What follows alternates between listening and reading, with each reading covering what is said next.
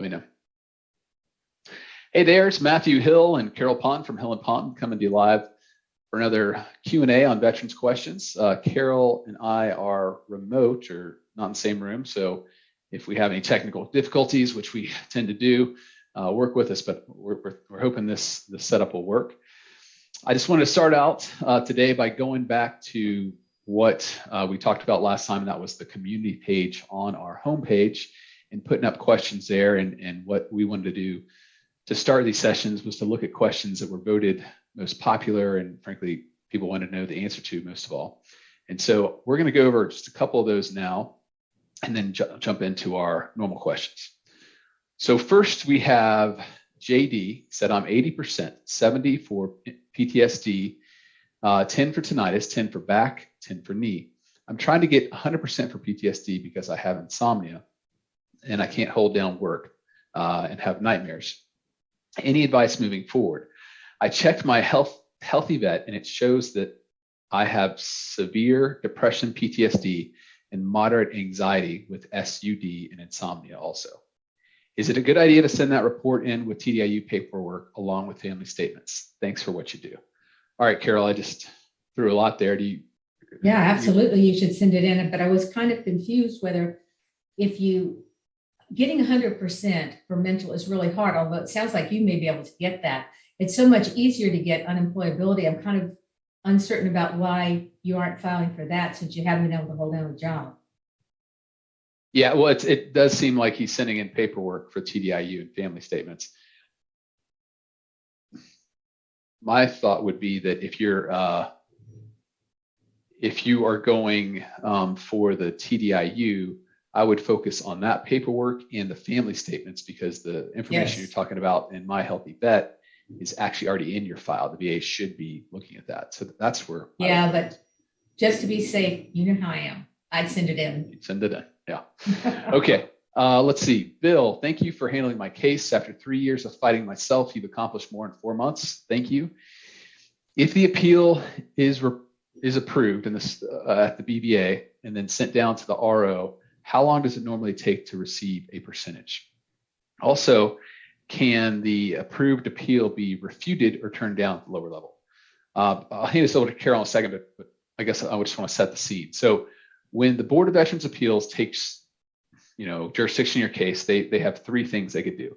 They can deny it, they can remand it, which basically means they send it back with instructions saying you need to get more of this paperwork or you forgot this doctor's report, get a C&P exam or the C&P exam's not thorough enough, or they can grant it, okay? Each one of those things, they have some intricacies, but here the question is if they grant it.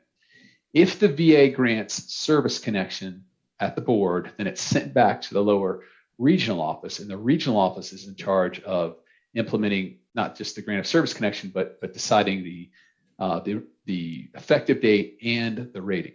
Okay, if the board were to grant, let's say you went up on service connection, went up on rating, and they granted a rating with an effective date, all the lower the regional office, all the regional office has to do is actually just implement that grant, which means they just assign the disability.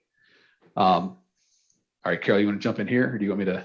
Yeah, I want to give the VA credit where they finally get credit. And lately they have been doing a much better job. When they have an effective date and they have a rating, they are getting these rating decisions out within a few days of the board's decision and the money out within 2 weeks. So remember, that's not where they say they grant PTSD, but they don't give a rating. Those are a little more difficult because sometimes they use compensation and pension exams or medical evidence that's already in the file and give a rating, but other times they're going to send the veteran out for a compensation and pension exam, and that's going to take a lot longer. But if you've got, say, I just got a veteran who was granted a 70% rating with an effective date. That was yesterday that I got the board. Today, I have the rating decision already. So I'm assuming he'll be paid within 2 weeks of today. So that's a great improvement. Yeah, but the big takeaway here is Bill, you're looking at service connection. Okay, so if they grant service connection, still goes back to the regional office to determine, most importantly, the rating and the effective date. But with the rating, they're most likely going to send you out to a C&P exam. Right. Might have to come back and refute that. So it's going from there. All right. So that was those two. Let me see. Okay. This was another popular one. If I file a fully disclosed claim, a fully, not disclosed, fully developed claim, and submit my medical records, current diagnosis, private doctor nexus letter, and private exam, who fills out a DBQ, and the VA wants to set an appointment for CMP, should I set the appointment with CMP or tell them that I want to make a decision on what they have? What do you say, Carol? Unfortunately, even though the law says they have information to make a decision, they're going to deny you if you don't go to the compensation and pension exam, unfortunately. Remember, it's every time you put good evidence in, they're going to help you by sending you out to one of their doctors. Yeah. As a lawyer, this would be a great one that we'd love to take up to the Veterans Court to make them actually do what they say. But, I consider myself an advocate first, in that if you want to get the benefits as fast as possible, you got to do their song and dance. And unfortunately, it's a waste of your time. It's a waste of taxpayers' money. It's a waste of everything, because they have everything they need to grant you those benefits. But if you don't go, it's an easy denial for them, unfortunately. And that's something you probably have to go all the way up through the court. Yeah. Before you get a ruling, and that's years. Let's see. Last question here.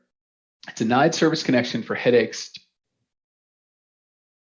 lack of nexus and diagnosis, came back 11 months, filed supplemental claim, but this time under secondary to tinnitus with medical diagnosis and nexus. Question is, does the strategy matter while filing supplemental claim? Meaning this time I filed using secondary. Absolutely. Well, no, it doesn't matter. I mean, it's still, you're just filing for the benefits, right? Well, you are, but my point is, sometimes you have to tell the VA why you're filing it. If you didn't mention it was secondary to tinnitus, they probably are just looking as, did it develop in the service? So we differ on that, because you feel like here's where it doesn't matter, and you'll agree with me, is on effective date. They're 11 months out, so it's a new claim, but it's part of the original claim, so it doesn't matter what it's called, or what the connection, if it's a direct or secondary. Right. But Carol's saying just make it obvious for them. Just lay it out there, saying here's what this is, here's how it's connected, and then I agree. Hopefully they get that. Because if you don't tell them, then they're going to say, I think this didn't occur in service. I don't see it in your service medical records, and therefore denied. So I think you have to tell them if it's something that happened after service. We differ on that, but we still like each other.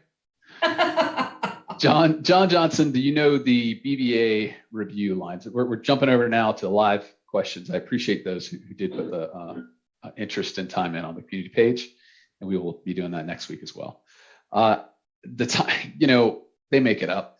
Timeline for BVA. I mean, we've been told so many different things that I'm not going to sit here and say I can say anything with confidence. It's a hurry up and wait, as far as I've seen. All right, Nathan Thompson had a CMP exam yesterday for GERD. They told me I was going to be diagnosed as of yesterday, and told me my effective date would be back to July 2014.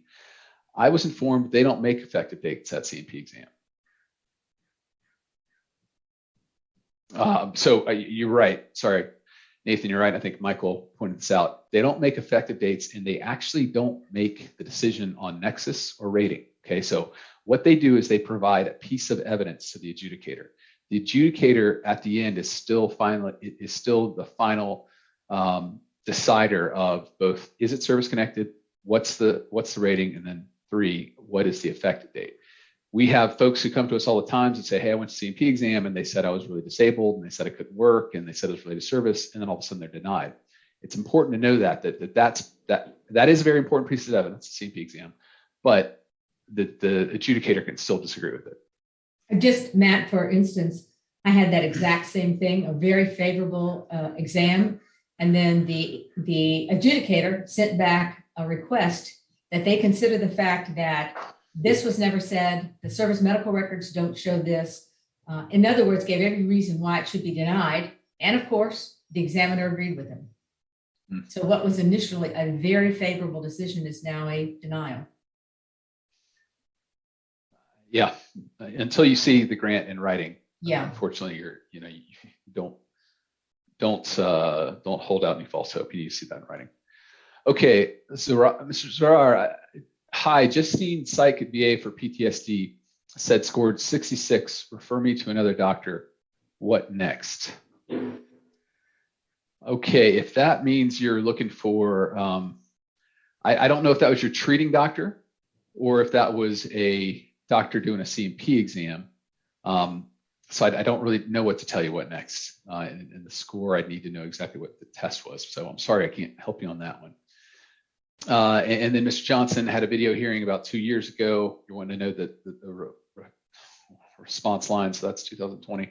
I'd start writing a letter at least every month and calling the BVA hotline, just saying, hey, where is this? Why hasn't this been decided? In your situation, I think the squeaky wheel, gets the oil, because that's a long time ago to be waiting, having had the conference that long ago. Roger Fuller, what would you do if you had a claim for sleep apnea, had a C&P exam, QTC phone call, and they never called and I was denied? So it sounds like you had an exam set, but they never actually called and made it or called you in. If they never called you in and you were denied, I would write a letter saying, I was supposed to be contacted, or I was contacted initially, but they never followed up and gave me an exam. I believe I'm entitled to an exam. That's what I would say. You could argue that at a higher level review, you ask for a hearing, or you could just submit a new supplemental claim with a letter saying, I was never scheduled for the exam that I was told I would. Yep. Thoughts on that, Carol? It's the duty to assist. Yeah. They were supposed to assist you and they didn't. Yeah. So I think I'd go higher level review on that. I'd also want to know what the decision said. Did it say you didn't show up for the exam? Did it say that the examiner examined you? I mean, that's kind of strange. Yeah.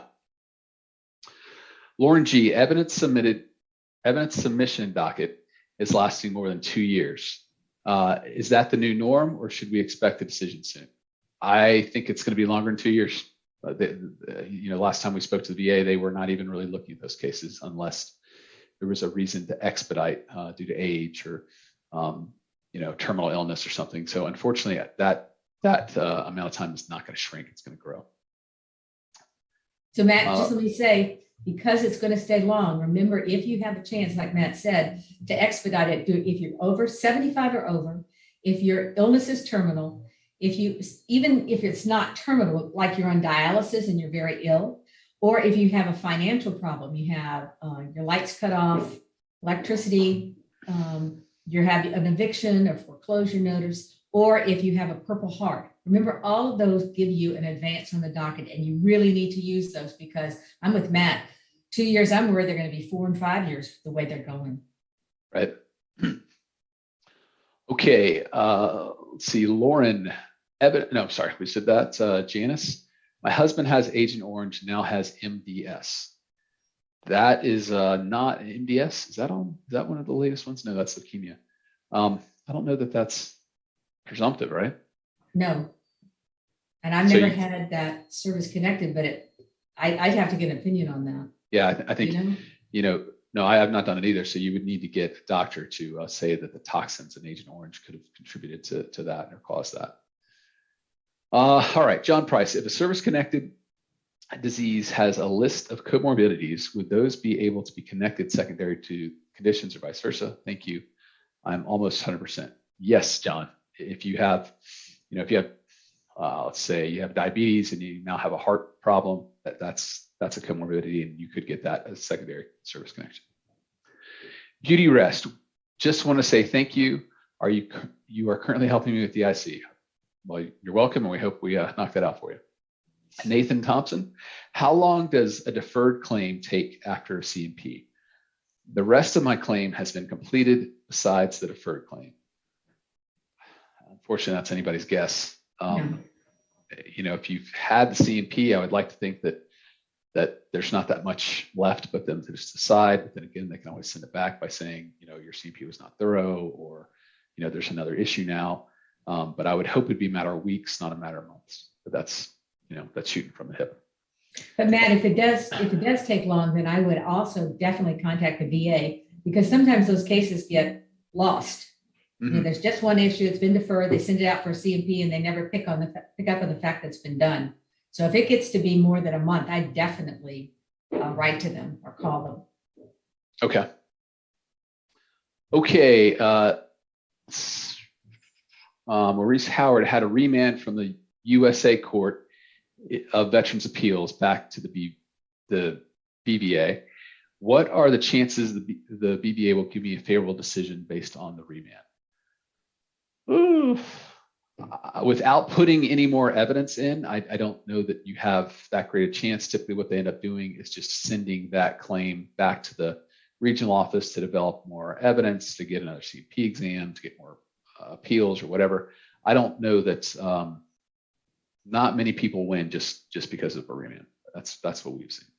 One of the problems, Matt, that if the court has remanded it back to the BVA and additional evidence is not put in, it is very hard to win if it goes back to the same judge. They do not like to change their mind. So if new evidence needs to go in, you have a much better chance of winning. But if it's not, they've been really hard lately, unless it goes to a new judge. Okay, Terry T 15, welcome back. What are my options if my DBQ for my medical provider wasn't considered by the VA when they denied my increased request? Appeal, especially if you literally put it in there and they didn't even mention it. I would appeal and point that out, and hopefully you can get a copy of the CMP exam if there was one and say, this is why my examiner was better, this is why it was more thorough, versus whatever the CMP exam did. EOE. Oh, no. Let's see. Sergio Rodriguez. I filed a claim January 1st, 2021. My claim was never initiated till December 21 when I called and asked what happened. Is there anything I can do to expedite? I'd keep calling. That's ridiculous that it's taken that long. So whoever you called that first time, I put them on the phone to be calling at least once a week at this point. And then once they start doing stuff, sending to exam, asking for paperwork, whatever, well, then you can lay off a little bit because you know they're working, but that's pretty ridiculous. All right, EOE. Thanks, Helen Ponton, for helping vets. Can hearing loss be connected to sleep disturbance, also taking medication for it? I've not seen that, Carol. Have you? No, I haven't. So that's, unfortunately, we don't know the answer to that one. If you find out, please do let us know, because that's just one we haven't seen. Royce Che, greetings. Can you talk to us about PFAS exposure and jet fuel exposure for service connection, please? Okay, so PFACs are particles, toxic particles that are in firefighting foam, and they've been found, and frankly, they've actually been found all over the world, but they've been found a lot at almost every DoD installation, because what they end up doing is they flush the foams down the drain, and somehow that gets into the drinking water. So those are toxins that can sit in your body for a long time, and then they can manifest into different cancers and different kinds of serious systemic diseases. So that's one that's kind of a popular is the wrong word, but there was what was it called? It was like Blackwater or something. There was a movie that just came out about these a little while ago, and just how a local town or a small town in West Virginia got significant pollution due to these. People were dying of all kinds of cancers. So that, unfortunately, that exposure is really bad. You still got to show, what base you're on, if there's actual usage there, but all of that is kind of coming out. We've been doing a lot of research on that, trying to find where the concentration of these particles were the greatest. And so I think we actually have a map on our what's it called now? Oh yeah, we have a toxins map, and it lists this on our website. As far as jet fuel, I mean, Carol, take it away. This has been a problem since at least the 60s that we've been helping folks on. We have, and we've gotten a lot of service connection for Parkinson's, for cancers, for all types of diseases. You still need the nexus. You need an opinion from a good doctor. Unfortunately, the VA compensation and pension exam doctors don't seem to understand that. So you also want to there's lots of medical literature out there, and you also want to put a lot of that in there. And you might want to bring it for a compensation and pension exam and say, have you seen this? Because unfortunately, if you don't do that, you really are going to need your own doctor. Yeah. But I mean, again, same thing as far as cancers and stuff. You'll see that on both of those kinds of disabilities. And the jet fuel, was bad back in the 60s, and unfortunately, I don't think it's that much better today as far as what they subject air mechanics and aviation mechanics to as far as their exposure. Causes all sorts of problems. You got to Google that. Christopher Lewis, I'm at 93%, and they've been giving me a hard time the last 5 years. Christopher, you're talking about an increase, then I'd say you got to, again, look at unemployability if you're not working. If you're at 93% and you get, let me do this, if you get a 10% rating, that's not enough, right? No, you need 20. Yeah, you need 20% rating to get you up to a scheduler 100. So go back and look through the comorbidities we're talking about. Look through whether or not service-connected problems you have cause other problems, and make sure you file for those, and make sure you're getting the highest rating for the ones you're already service-connected for. A lot of veterans miss that. They'll have, like Matt says, diabetes, but they won't have the heart problem, or they won't have the kidney problem that goes with that, or with hypertension. So make sure you file for everything that goes with what you're already service-connected for. Smooth sailing, welcome back. I filed a lower back for bulging disc. I had 2 CMP exams. They sent me to an x-ray for my lower back, and now they're sending me to another x-ray for spine thoracic. I submitted an MRI.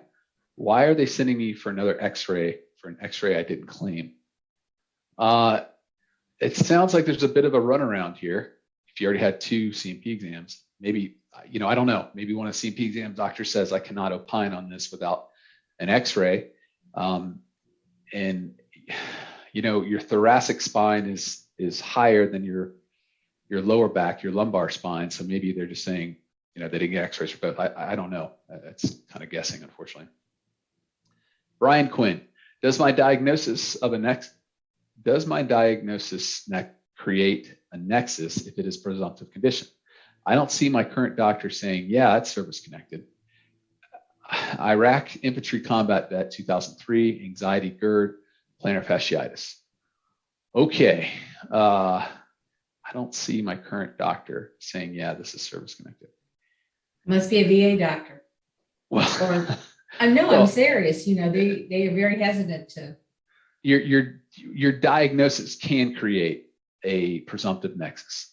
If you were in the Gulf, if you had, isn't GERD presumptive now? Yes, didn't they just do that? So yeah, that's presumptive. The feet and the anxiety are not. One of the things with the anxiety though is that you don't have to prove the stressor since you were in a combat zone. The VA examiner should say, well, if you're in a combat zone, then all they're looking at is your anxiety related to that. You don't have to give evidence in forms of a medal or buddy statements or something like that to a specific event. So there's a quasi presumption there, but you still have to get a VA exam to seal the deal, unlike GERD. And then the feet, you're just going to have to, you're going to have to build the whole thing, the incident service, the nexus, and the current relationship. Philip Sage, it says I'm at 52,000 in line for my legacy claim. What's a good estimate of time for that decision? So he must be talking about the board. I don't know. They're not moving. That's kind of, I'm not really sure what all they're doing as far as getting off that number from, they're just telling us September 2019, but, Carol and I both have plenty of cases that we filed the VA Form 9 way before that. So, yeah, I don't have a good answer for you this one, Philip, unfortunately. Maurice, if your remand states that you may need new evidence or new material in your appeals, what if your remand states that you may need evidence or new material in your appeal? You're referring to okay, so he's coming back from the Veterans Court. Here's how we like to do this, Maurice. When we get a win at the Veterans Court is a very squishy term. Basically, a win means that the government agrees to send it back for some reason or another. Okay, so if we get them to agree to send it back, what we do is we immediately look to say what is going to win this claim. And frankly, we don't even really care what they send it back for.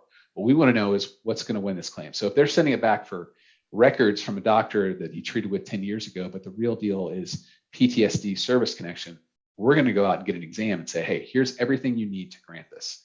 So if you feel that the records they're sending it back for are important for your claim, meaning like if they don't have that, then they won't have a diagnosis. If they don't have that service record, they won't have an incident service. Then by all means, go get that. But what we do is we look, once we get a remand, we say, what's going to win this claim? What evidence can we give to the board to help them, change their mind, as Carol would say, or the same judge say, oh, well, I didn't have this before, so now I can grant it, whatever. But we try to give that to them when it goes to the board so that they don't send it back to the regional office. And that way we get a quicker win. Works sometimes. Definitely better if you put something in versus not. Matt, also, I would say, first of all, you want to get whatever it is it's going to take to win that case, just like Matt said. But then I also try to get the other things that they've talked about, because that's going to hold up your case. So if the records from 10 years ago don't exist, then I would send in a letter, although I don't know that they read half these things. I'd send in a letter and say, that veteran was asked to submit this. It no longer exists. We've contacted the doctor. They're no longer business, or they don't have your records. So you want to address everything they're asking for and explain if it's not available. So hopefully they won't make a long delay in trying to obtain that. But first of all, it's like Matt said, figure out what they're looking for to win the case and give that to them. The VA is not necessarily going to do that. Sergeant Wilkie, has anyone heard of VES just got a P exam for a VA C&P exam? Carol, what are your thoughts? Yes. As we said before, the VA no longer does C&P exams, and they have 3 entities that do them: LHI, VES, and QTC.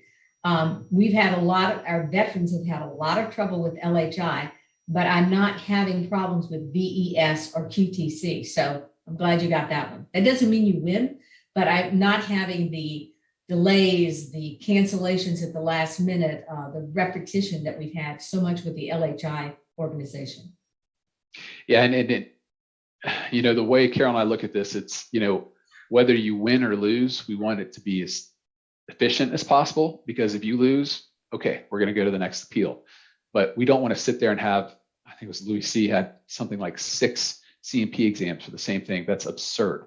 And all that does is slow down whatever decision is going to come. So, if it's going to be denial, great. Let's appeal. Let's put in whatever we need to. If it's going to be a grant, that's good too. But, VES is less bad. We'll put it that way. The real H-Town. I saw a video guys made recently about urinary frequency. I got a 40% rating secondary to my sciatica claim. Well, that's great to see. I'm glad that helped out there. That's a claim that people miss again. That's a claim that both the VA and unfortunately vets miss again and again is urinary problems secondary to a back. And if I had to bet, his back was probably at a 20% rating, maybe 40. But you see how, you make sure you get those secondary claims and you get a really big boost in your overall combined rating. AB, my migraine wasn't static and I have a future exam in 2 years. What's a good approach to making it static? Matt, I would go to the doctor frequently, especially if it's a VA doctor, and you want to complain about what problems you have. Do you have to lie down because they're so bad? Do you have to be in a dark room? Have you missed work? Every time that happens, you need to complain to the VA, because the first thing they're supposed to do, these compensation and pension doctors, is to read your medical records. And if they see this, they're going to be a lot quicker to actually find that on their evaluation. If they don't see you complaining about having to lie down, missing work, then they are actually not going to hear you when you say that. Right. And it's going to show up in their exam saying, no, they can go to work, and no, they don't need to lie down. Yeah. Maurice, do y'all help with VA or Veterans Court of Appeals claims? We don't handle those ourselves. We actually send our cases to a gentleman named Chris Curran Steele, I think it is. Efrain, if you throw up their website, they do phenomenal work. And we kind of decided a while back that we are very focused on the VA, the BVA, and the regional offices, and we do all our work there. So if we get a case that has to be appealed up there, we send it to Chris, and there's I think 2 or 3 other attorneys we work with. But what will happen for us on our cases is that Chris will win it. Chris will get a remand and send it back to us with that remand, and then we'll go into motion as far as making sure that remand gets put into play. But if you go to the Veterans Court, You really want somebody who studies up on court case law, I guess is the easiest thing to say, just so they know all the procedures, but they all know, it's on. Every once in a while you cut out, Matt. But the case law, like Matt's saying, that's a totally different animal. When I would say that at the VA, the regional office, they couldn't care less about what the law is, what the courts say. You send that to them and you go, what are you sending this to me for? But the court is very concerned about the law. And that's basically what you're arguing up there. You're not arguing evidence a lot of times, you're arguing the law. And you need somebody that does that full time because the law tends to change daily before the Veterans Court. Yeah. Clayton, what's the chances of when filing for headaches, secondary to left shoulder pain? I'm already service connected for left shoulder and get headaches on the left side so bad that I can't lay on my pillow. I'd say very good. I definitely would file that. Kevin KP Powers, I'm 100% permanent and total with 70% PTSD, 50% migraines, both combat, and I'm in the process of being screened for TBI. I also have several presumptive from Iraq. So would I qualify for CRSC, so combat related service connection? Yes, it would say that on your, what is it called? The code sheet that these are related to combat, but everything related to combat is CRSC. So same thing with TBI, even though you don't have it service connected. Once you do, that would be, as are the presumptives from Iraq. Those would all be presumptively service connected. Oh, lost where it was. Okay. Larry, how long does it take to get an answer from CMP that I had in August? Do they make you wait until all claims are accepted or denied? Thank you.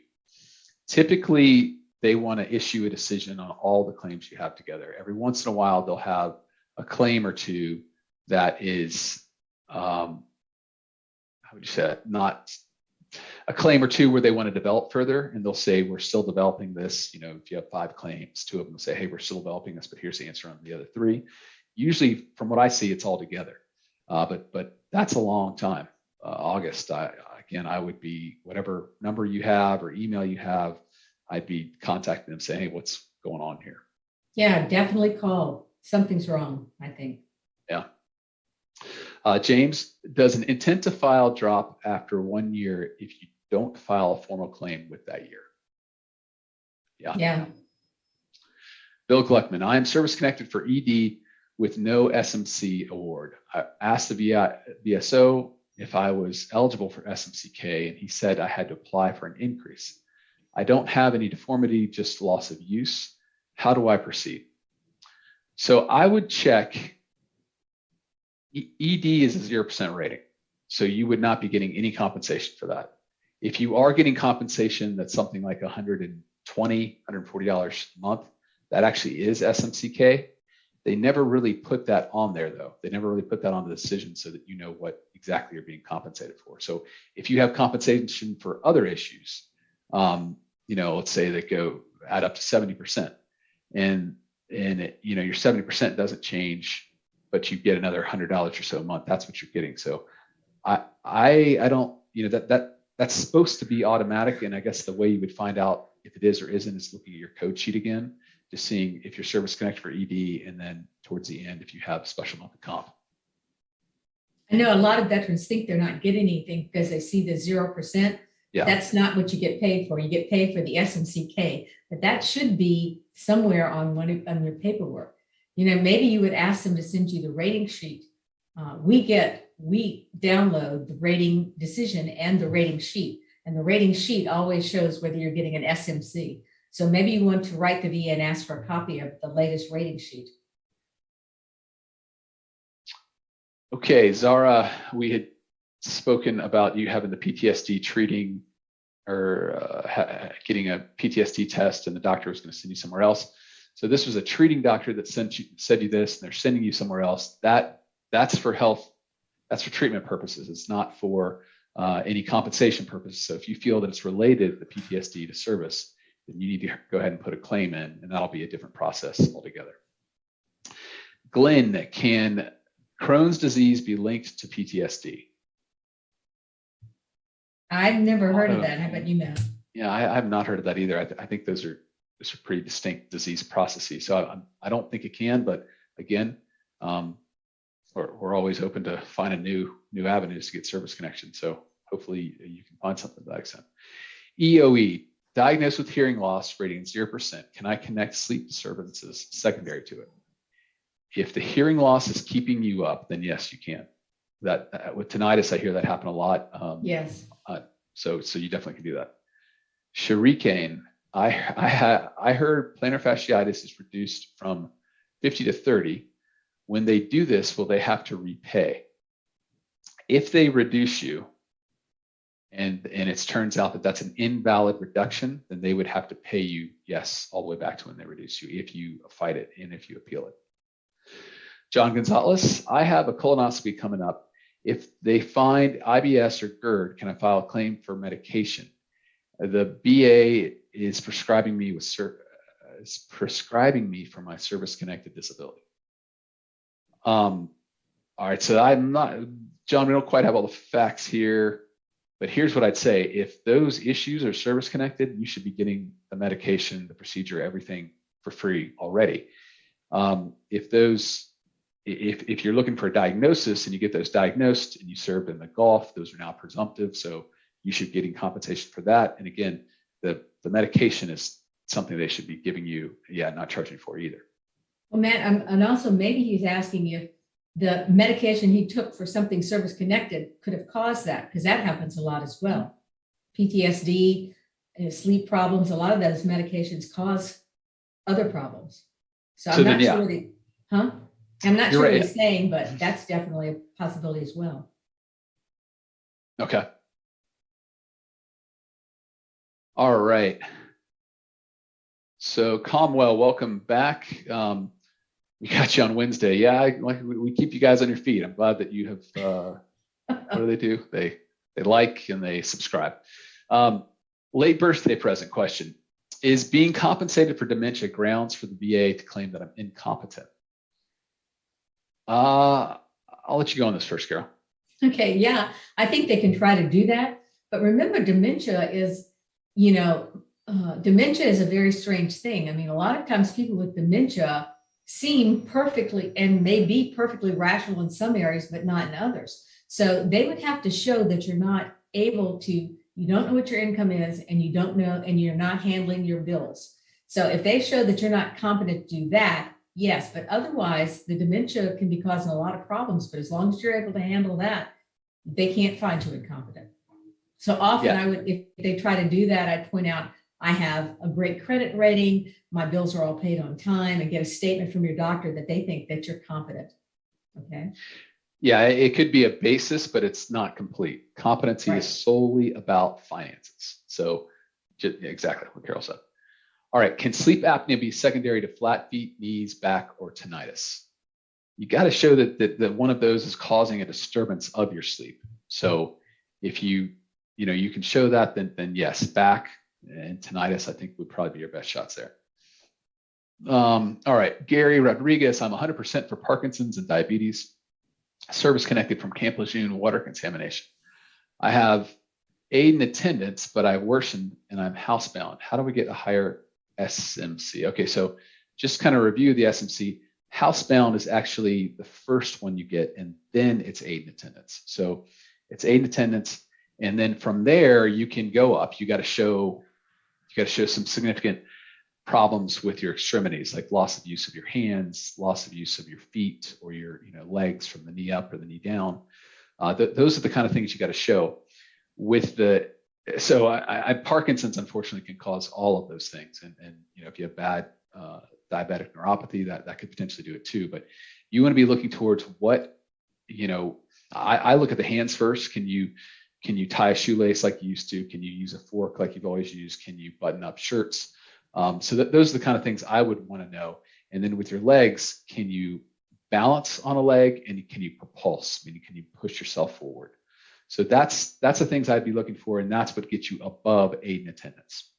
Also, just to clarify, housebound, it's really strange. VA calls housebound when you have 100% for one thing and combined rating of 60% for others. But there is a housebound that says you actually can't leave the house except in extraordinary situations.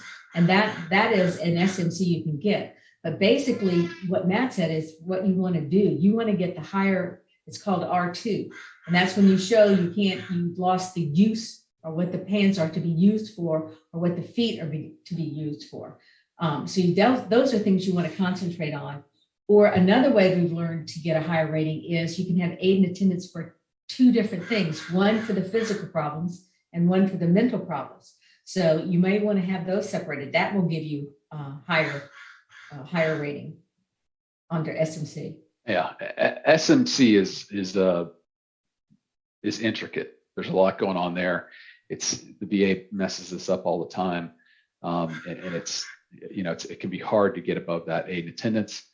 So you really want to know what you're looking at when you do that, and just make sure that everything's presented right. The other thing I would consider, if you do have aid and attendance, go ahead and apply for a caretaker, so that if you literally have somebody caretaking for you, that person get paid too. John Stephen, if you have 100% P&C for PTSD, TD, and would like to see the VA is for a PTSD problems, can they say they fixed you and take away your 100%? I don't know what some of this means. Can they say you're fixed and take away your 100%? If you have 100%, well, the rule is if you have a rating or even service connection, the VA can take those away. They can propose reductions, they can propose severance. Okay. Once you get past 10 years of service-connected disability, they cannot take it away unless they can show fraud. For PTSD, for a rating, for any rating, it's 20 years. Once you hit a rating for 20 years, they can't take it away unless they show fraud. And what's the other thing? Fraud and something else. Fraud. So if you're under those, they can always come at you and try to take them away. So what Carol and I have talked about, and we talk about their vets, is just making sure you're continuing to treat. Okay, you go to your treatment, and it's not something you're blowing off. The doc says, "How are you doing?" You don't say, "Oh, I'm great, doc. How are you?" You say, "I made it here today, and I barely made it," or "This day's been awful. Yesterday was okay." You want all of this recorded. Okay, so if they come up to see if you're better, as Carol said earlier, they have a record from the MVA doctor saying, "Wow, this is what he said again and again and again." So it's not like the VA doctor saying, "Oh, he's okay," and then you come into your C&P exam and say, "Oh, I'm not doing great." They're gonna go with what was written. So also, I would urge you to get a copy of your medical records on an ongoing basis and read what your doctor is saying. I've called so many veterans and saying, your doctor's saying you're doing great. And he goes, "What? I just told him I had nightmares every night. It wasn't getting down the record." So you need to make sure what you're saying is ending up in the record. And if it's not, you get another doctor. You need to follow up on that. Yeah. Ugly truth. Is it common to have a C&P when you filed a supplemental claim for compensation? Yes, it is common. That means they want to do a medical review. NK, if you have TDIU, can you be denied veterans readiness and employment? So like a VE, vocational rehabilitation. Yes, you can, if they determine that you can't work or going back to school wouldn't help your problem. So they can deny you. They would have to make a formal denial, and you could appeal that if you wanted. But if they think that your disabilities are too much for you to be able to work, then they would they could make that finding. On the other hand, you could still try to work if you have. You could still try to go through that, and they can approve you, and you can go through that if you have TDIU. So it depends on a vet by vet basis there. Comwell, I have a new C&P exam for TBI. My last one, all we did was talk. What should a correct exam look like for TBI, Carol? Well, that's the thing I've been complaining about. The TBI, when we get a doctor, they do extensive tests and evaluation. What the VA has been doing is kind of just a little brief. Do you have a problem socially?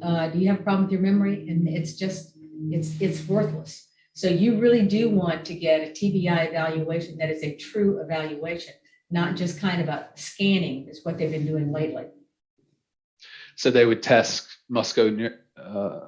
neurological symptoms, not just memory, but also any physical symptoms you're complaining of, migraines, they'd have to do tests for that.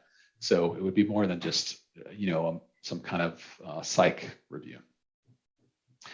Hooligan 67 had a VA computer generated call last week advising me of CMP exam in Orlando, VA. Went to the scheduled exam Monday, 1.5 hour drive away. They told me I didn't need to be there. Go home. That's frustrating. I don't know if it was LHI, but I'm telling you, that's what I've been seeing. That's and ridiculous. I think you need to write a letter to the VA and explain to them. I had a veteran, this happened to 3 times, and he finally called the VA. They told him he could cancel LHI and they would give him VES from now on. So, you need to make a stand if they're doing this to you and let the VA know what's going on. 11 Super Life. Good to see you. I just received 100% P&T. Thanks to you all and your help. I had a CMP exam for migraines. Then it was deferred. Now I have another CMP exam for migraines again. Is this a setup? If you are not service connected for migraines, and this is, Carol, I might disagree on this, but if you're not service connected, or even if you are service connected, I'd consider just not going. Unless the CMP exam says we are reviewing your current rating. But if it was just part of this, what you filed and put that in there, you're 100% P&T. I wouldn't mess with it. Partner? Well, it just depends. It just depends. If you've got 100% because of PTSD and you can get an SMC for this, I definitely would do it. But remember, if you have 100% for PTSD because it's 70%, even if you get the highest rating for your headaches, it's only 50%, so it's not going to give you an SMC. So you need to make sure whatever you're doing is going to help you. I wouldn't go if it's not going to help you. We do agree. Ish. Shock, welcome. Good to see you again. 1 rating for 70% PTSD. In SDRs, there are 2 notes of me complaining of hip pain, which I am bilaterally service connected for. Could I do sleep apnea to the hip pain as well? Not heard of sleep apnea due to musculoskeletal. It's really, does it keep you? I think you can. Yes, you're going to need an outside exam. They're going to try to deny this, but it's more of does it interfere with your sleeping? Do you turn over, you're in a deep sleep, and all of a sudden you hit your hip and it, you come wide awake? Can you never get into a deep sleep because of the hip pain? So yes, it is possible. You're just going to need a doctor to speak to that, because I don't think the VA will. But I don't know why you're not using PTSD, which is a far more common and accepted cause of sleep apnea. You can file for both of them, but why not do the one the VA has actually approved? Well, very often? Yeah. They rarely do they approve it in the regional. Oh, at the regional office. You have to go to the BVA, but at least. You're right. I'd say go both routes, but yeah. Anyway, Brian Quinn, 2003 Iraq infantry vet, GERD, plantar fasciitis, anxiety, headaches, tinnitus, torn rotator cuff, and bulge disc from a fall. Claim all at once or get some secondary service connection. Put it all in there. Yes. And then figure out theory of entitlement later, but put it all in there now. Bad Yeti. Appreciate y'all answering questions. You're absolutely amazing. Thank you so much. We like Yetis, by the way, for Nomad Brad. If I've been diagnosed insomnia on my medical records and take Seroquel for it, and I'm currently in active duty, do I need a sleep study to claim it was disability? Thank you for doing this. I don't think you need a sleep study. Clearly you're already treating for this. I think you've got what you need from service. Once you get out of service, though, you're going to need a diagnosis. Okay. Let's see. Gatekeeper, 5 new items claimed. November 21 CMP, December 21. All items marked for increase related to IBS. Now in gathering evidence, even though it's fully developed claim, don't understand why it's taking so long. Gatekeeper, this is what we were speaking to earlier. We had somebody who submitted a fully developed claim only to have it go right to a CMP. There's no logic. They're defying their own laws. Their law says that once it's fully developed, it just needs to be decided. So why is it taking so long? I don't know, but I know it's frustrating. I know you're frustrated, and we are, we're frustrated to see that on behalf of our vets as well. it would be nice if somebody, the problem is it's hard to check the VA. It's hard to make the VA do what they're supposed to. That's my speech on that. Defender 1, good to see you back. Forgot to ask the other day. Gulf War presumptive for sinusitis was in the sandbox in 2002. However, my last period of active duty was 2016. Do I qualify or am I too late to file? You qualify. Go ahead and file now. AT, I have 17 and a half years active duty and will be medical boarded out. How much money, if any, do I get from the DoD, since that's driven from a VA decision? Carol, do you have? No, we have no way of knowing until, Yeah, we don't do with the medical boards anything on the DoD side. We basically only help and work in the system with vets in the VA system. I know the medical boards, a lot of times they will find the vet will claim a bunch of problems, but then the medical board may find only one of them causes them not to be able to maintain active duty. So it really varies depending on the medical board. And a lot of times, instead of giving you a high rating, they give you what we think is a very low rating for that. On the other hand, sometimes the medical board will give you a high rating, and as soon as you get out, the VA will drop it down. So these are they're very confusing to me. I don't know why they give you such a low rating. And I don't know why I know the VA tries to drop it, but I don't know why the military does. You will have an inability to work because of something, and yet they'll give you a 10% rating. Sorry, we're not more helpful on that point, but we don't understand it either. Yeah.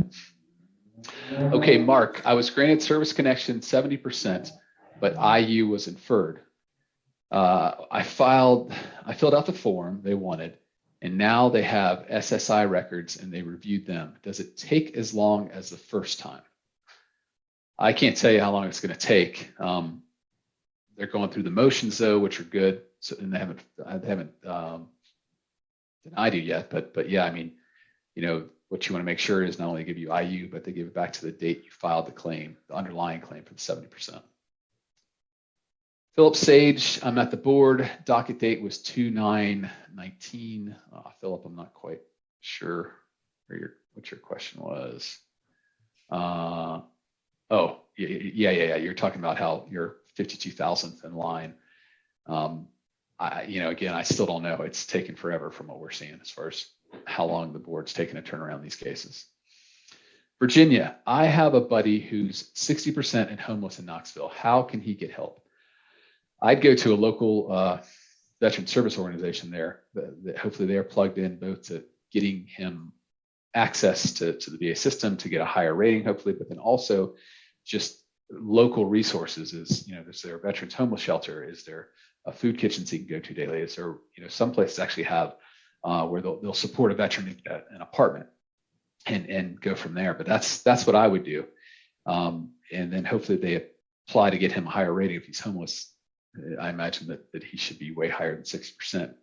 And the compensation, once you go from 60%, which I think is maybe $1,000 a month, 100% is 32, 33 something a month. So it's a pretty massive difference. And the VA has been really good about, they really have made a huge effort to keep veterans from being homeless. And they're really reaching out, trying to get them in apartments, places to stay. It's not just homeless shelters anymore. They really are trying to help the veterans. This has been a huge change over what it was a few years ago. So he should do that. And then when I was saying about moving things at the board, I forgot homelessness. If you're homeless, that claim, whether it's at the regional office or the board, should be moved immediately. Okay. And if it's not, you need to be screaming, calling your congressman, whatever you can do on that. Wilbur, vestibular migraines, does that get 2 ratings, one for the migraine and one for vertigo, since have symptoms of both? Yes, that is not pyramided. Those are 2 distinct symptomatologies, and you should be rated under the 2 diagnostic codes. JAKA Shine, my claim has been sitting at preparation for decision since July 2021. No change since then. I called the VA hotline. They say a rater is working on my claim. My VSO says my claim is in national queue. I would call that hotline again, or even contact your congressman, say, hey, look, this is waiting. They say they're turning these things around in 90 days or something. So, you shouldn't be waiting that long. So that's what I'd look at. Who should I believe? I mean, I wouldn't believe any of the folks. I mean, I just forget about believing, just start pushing is what I'd look to do. Mr. Munoz, good to see you, sir. Thank you, Hill and Ponton. My case went all the way to the Court of Veterans Appeals, but finally I got permanent total unemployability. Thanks again.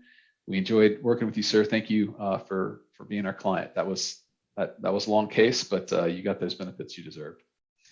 JRA, I recently received my rating decision and agreed with all but one, my anxiety rating, which I believe is low. Should I file a supplemental claim or just to file for an increase?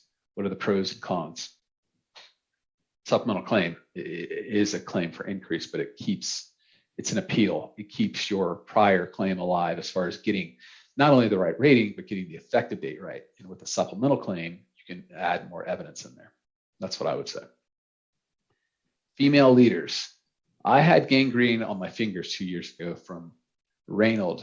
I filed and waited for the decision. I sent over photos and doctor's records and evidence. What percentage would I get? I'm 70 from TBI and tinnitus. I don't know what the gangrene. I mean, it depends on if you had to lose if you lost some of your fingers or loss of use. If you would go to the FRAIN, if you throw up the diagnostic code sheet to look at and just, I'm sure, I don't know they'd have a gangrene. It would just depend on what the actual symptoms or residuals of that are. And you'd want to look to see what those ratings are. But how have they affected your ability to use your hands? That's right. What they're going to be looking at. So that's going to depend greatly on what the compensation and pension exam says, as well as the pictures that you send them in.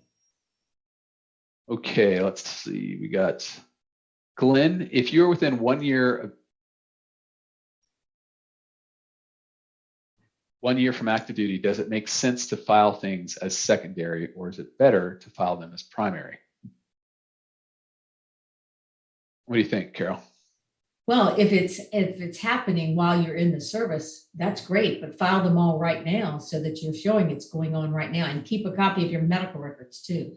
Make sure your medical records show that you're complaining about those things. A lot of veterans will say, I went and complained, but then when we look at the medical records, it's not there. So this is a great time to get a copy of your medical records and make sure all of the things you have a problem with are noted in those records. If you can get it directly from service, that's much better than secondary.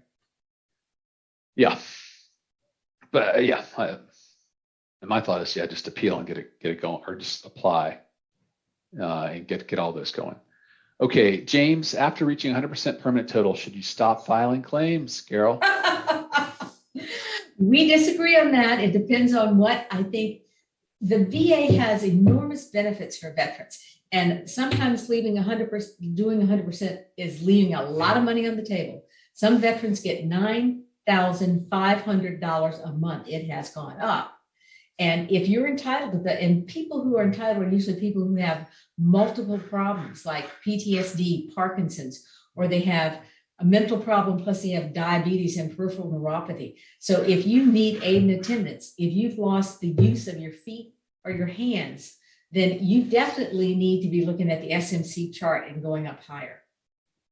These veterans who are coming back that have lost legs and arms, they shouldn't, and other problems, they shouldn't be getting just 100%. They should be getting things under SMC.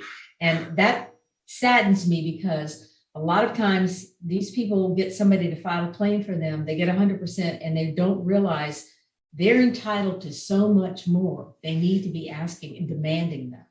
So sorry, Matt. I'm all for. Well, no, so it depends. So yeah, someone had a question about Parkinson's earlier and about getting the higher ratings. If I have a Parkinson's case, I'm rarely stopping 100%. Okay, because unfortunately that disease is so destructive, the whole body, that I think I can probably get that person a lot higher. Okay, so it depends on the disease. If somebody comes to me and they have a bad back, the back's, I'm looking at about 20% rating, they have tinnitus, 10% rating, hearing loss, only in one ear, I'm not filing any of that, okay? Because all that is doing is getting you back on the VA's radar. It's putting you back in their spotlight, and they're going to say, oh, sure, we'll look at your you got a claim for hearing loss, great, let's look at that. But while we're looking at that, what other case, what else are you service connected for? And let's just do a C&P exam. So it depends on the gravity of the actual disability. If you're 100% for one thing, and yet there's this other issue that is completely crippling your life, then yeah, maybe I would look at that issue and see if that's something that you could get benefits for, and go with that. I agree with Carol, but I do not throw anything against the wall when it comes to a new claim once you're 100%, because people always ask me if the VA is going to come after you. They can, and they can do it no matter what you do. If you don't come to them for anything, or if you're coming to them with a bunch of claims. But I find that when a vet's in the VA spotlight, they're more likely to get reviewed. And so you got to do a cost benefit analysis of that. If you got the Parkinson's, if you got the MS, if you're missing a limb, yeah, it's totally worth it. But again, on the other side, if it's tinnitus, hearing loss, bad knee, no, it's probably not worth it. Okay. Peripheral neuropathy, that's another one. Yeah, so, really bad diabetes. So that's where you're looking to get the SMC. Yeah. George A, is myasthenia gravis tied to dioxin? I think I just blew that word up. Myasthenia, I don't know. I don't know. I have not seen that. MG. I know it's an autoimmune disorder, but I have not seen whether that's one that is related to dioxin. I'm sorry, George. Okay. You're teeing them up for Carol here. JR, how important are buddy letters and lay statements, especially in mental health claims? Carol? I think they're crucial. It's very easy for the regional office is not going to pay any attention to them, but the board, they're looking at two doctors. They're mainly looking at your doctor, and they figure who's favorable to you. And then they're looking at the C&P doctor who's totally unbiased in their opinion. And what's going to sway them? I think what's going to sway them is somebody that looks at you every day and is not saying, this is a great guy, you really need to give him benefits. They're saying, God, I watched him blow up over absolutely nothing. Or he hides in his house and he won't come out. And it's so sad. He used to be the life of the party, and now we never see him anymore. And he gets angry so fast. And he's up all night because of these nightmares. That's the kind of thing that's really going to help your case, because now the board has looked at two opinions, but they're now looking at what's really going on with your life. And I think they really do help. I agree. It's hard for them just to, at least the board, as she said, to get rid of them without addressing them. Okay, Rigo, using CPAP supplied by VA for 10 years, on appeal for service connection from 50%, back, knees, obesity. Now diagnosed with dry mouth and in need of implants. Nexus to DDS. Can I get dental coverage? Dental coverage What's the rating already, Matt? 50. If you're saying the dry mouth caused the implants and the dry mouth was caused by the CPAP, then you need to put in a claim for that, and then yes, you would get dental coverage for that. Otherwise, I don't think you get dental coverage until you're 100%, right? PNT. I think it's 100%. So, Romeo, to receive SMCL and a half, do you have to be in the VA caregiver program? No. The VA caregiver program is actually a program run through the Veterans Health Administration, through the hospital system. We're talking about benefits here from the Veterans Benefit Administration. That's purely, in our context, as we speak, is about service-connected disabilities.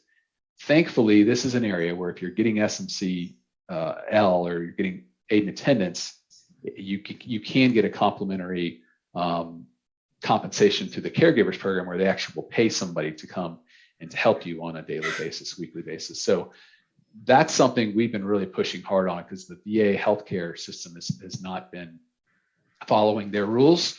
They should be giving more benefits than they are. And that's something we found out that the VA is not doing well. We've actually been trying to push those.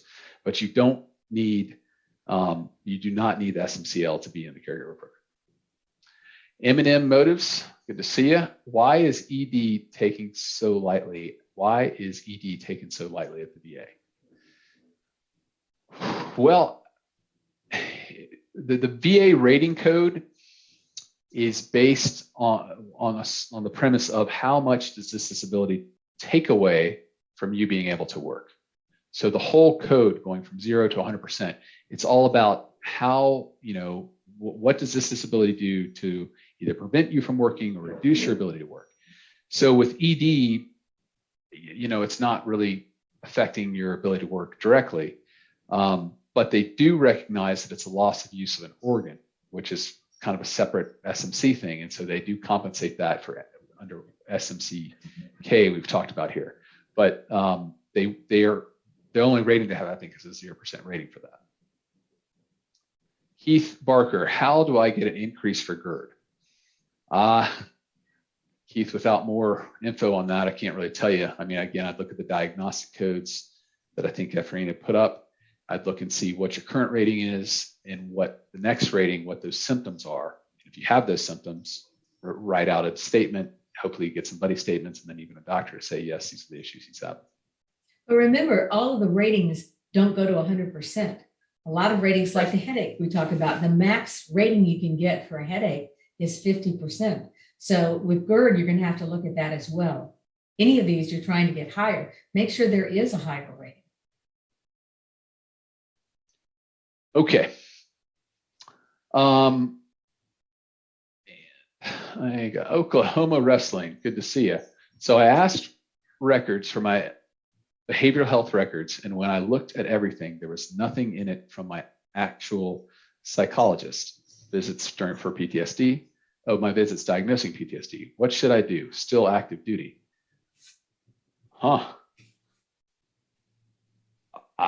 If you're still active duty and you're at the same base where you treated with a psychologist, I would go to that clinic, that hospital, and say, I want a copy of these records right now. If you're not at that base, I would call the clinic on that base and say, I need records of this, because that's strange. That should be in there. Although I know there is something where they keep mental health records separate because they consider it to be more private. But I don't have any other suggestions than that.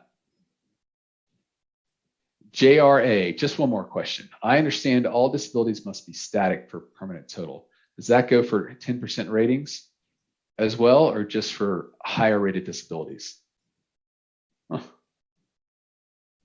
I don't know that that's true. I mean, I don't know. I don't know that that's true either.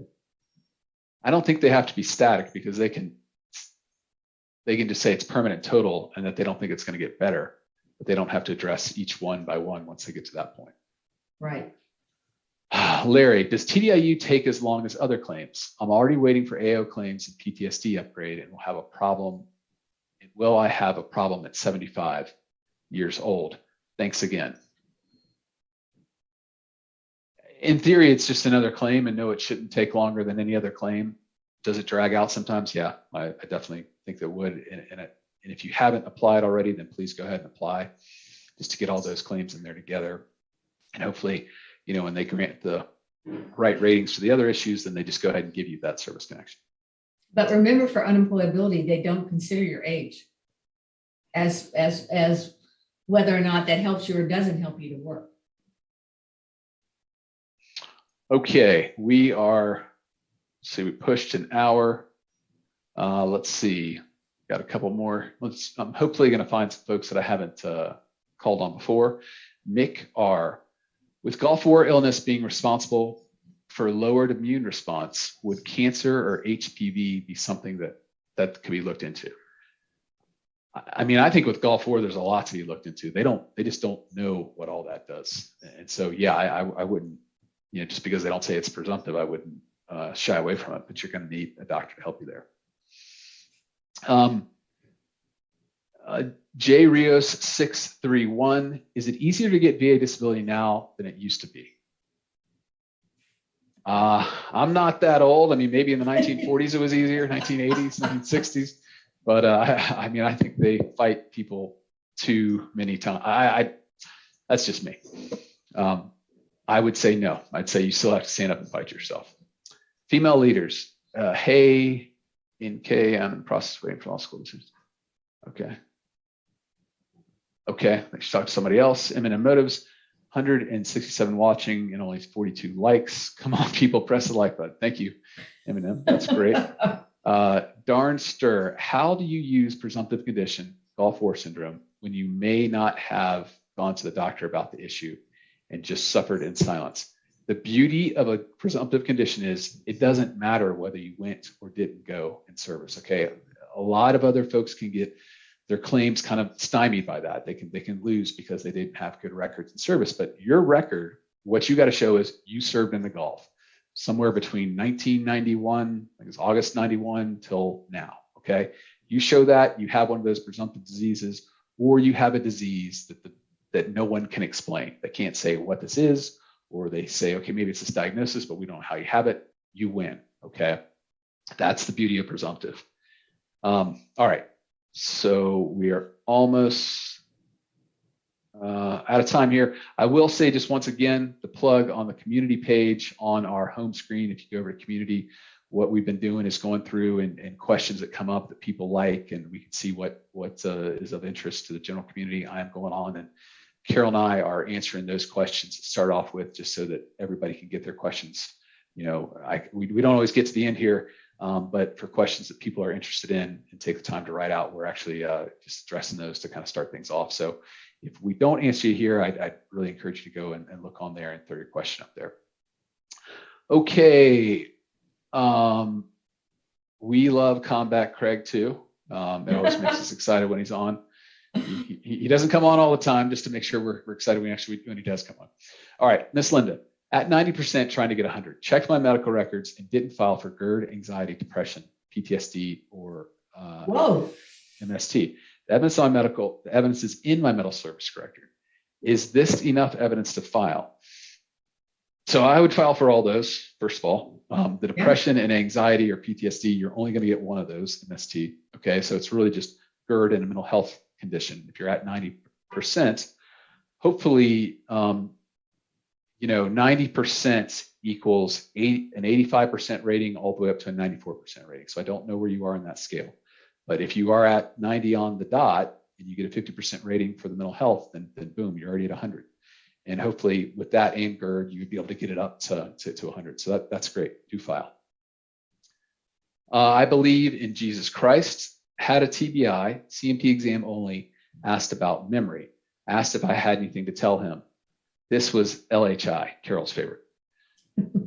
Let's see what they did for you on your exam. If it comes back and it's not, if it's negative, then I complain, like Carol, I'd complain about CMP exam and one of the other examiners, and you just want a new exam altogether, because that's wholly inadequate for just a TBI exam.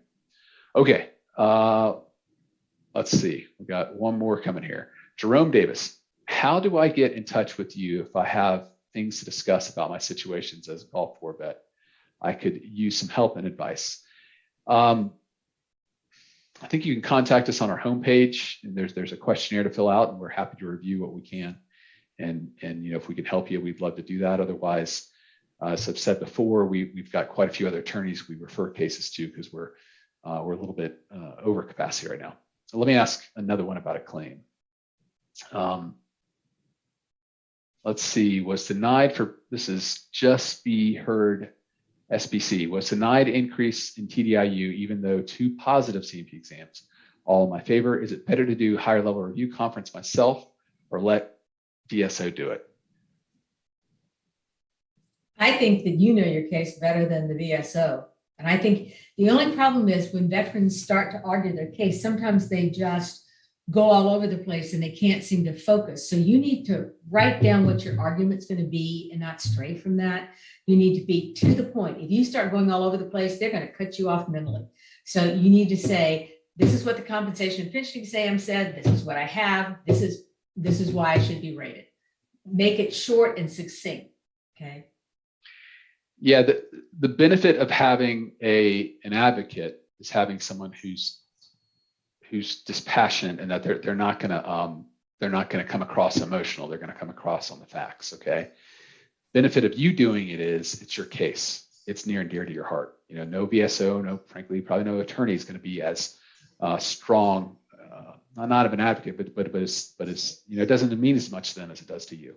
So if you can find a way. And again, I agree with Carol, just writing this out. Okay, here are the points I want to get across. Okay, if it's TDIU, PTSD increase, you want to show what it is from the PTSD that's worse. Okay. What are those symptoms in the diagnostic code? And then TDIU, you want to say, look, I've had a job and I lost it because I yelled at my boss, or I lost it because I blew off a customer. I lost it because I stormed off the job. So you want to lay all that out. You want to lay out facts, and you got to be prepared to be dealing with someone who is an idiot. Any VSO, but any VA employees out there listening, I apologize, but sometimes they call you and they're complete idiots and they don't know what you're talking about. They don't know your claim, and it can make you really, really mad. With having a higher PTSD rating, for them to see your anger on one hand might not be bad because they could realize it is really bad, but on the other hand, they're going to deny your case. So I agree with her. I would rather you do it yourself, but I would ask somebody close to you, spouse, parent, friend, hey, am I capable of doing this? Because if not, then maybe you do want a VSO to do it. Okay, here's what you don't want to do. You don't want to do, one time this guy came in and he made me so mad. He was going to buy some paint, and then he decided he wanted to buy that. Don't do that. You want to stick to what Matt said. A customer came in and I got so mad at him that I blew up and started screaming. Okay, short and succinct. If you go off on these details, they're going to cut you off. So that's why Matt's right. Write down what you want to say and maybe get somebody else to listen to it to see if it can be clear, but less wordy. All right. And come back to us and let us know how that went. We're always looking for more. We have information we love to share, but we're always looking for more information from y'all as far as, what's working, what's not. Okay. Thank you guys all for coming today. Remember that community page. Please go on, put on questions, look at other people's questions and say, hey, do I want to hear this? Could this help me? Okay. And we look forward to seeing you next week. Thanks so much.